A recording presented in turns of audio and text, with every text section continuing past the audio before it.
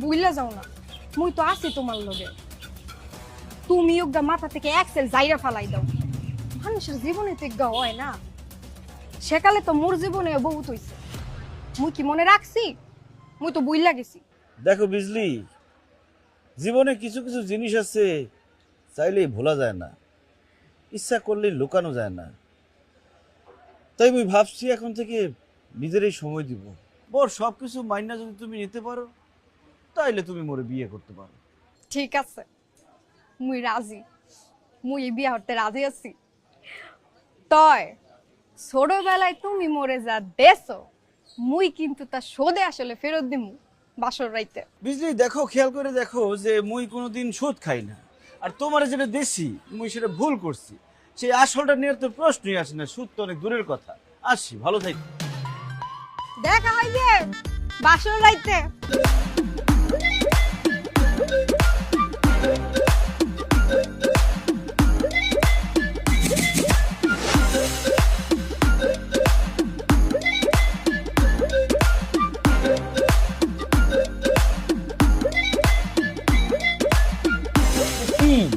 Cheers.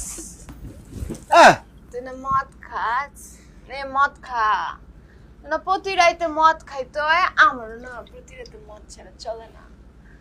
শোন, তোর তো শখ ছিল লঞ্চে বাসর রাত করবি, দেখছস? তোর লেগে আমি রাজি হয়ে গেছি গা। এখন দুইজনে মিলে মদ খামো, দরকার হইলে আমি তোর লেগে নাচো আকর। দেখো মুই মুই মুই তোমারে মিথ্যা কথা বলছি। মুই 14 গোষ্ঠীর জীবনে কোনোদিন মদ খাই নাই, মোরে মাফ করে দাও। 14 গোষ্ঠী কেউ খায়নি তো কি হচ্ছে? তুই খাবি? নে মদ খা, মানুষ হ। না, মুই মদ খাবো না, মদ খাওয়া হারাম। এ আব্বা আম্মা, মোরে জোর করে মদ খাও না, মুই মদ খাবো না। কেমন লাগে? মজা না? খুব ভালো লাগে, মাথা ঝিম ঝিম করে, মুই মাতাল হয়ে গেছি। মুই আরো খাবো, মোর ভালো লাগতেছে। মুই মাতাল হয়ে গেছি, এখন মাথা ঝিম ঝিম করে, মোর বাসর ঘর মুই সিজা পালবো।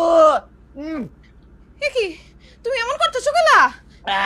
হ্যাঁ, আমি মাতাল হয়ে গেছি, মোরে কেউ এখন কিছু বলতে পারবে না, কারণ আমার মাতাল।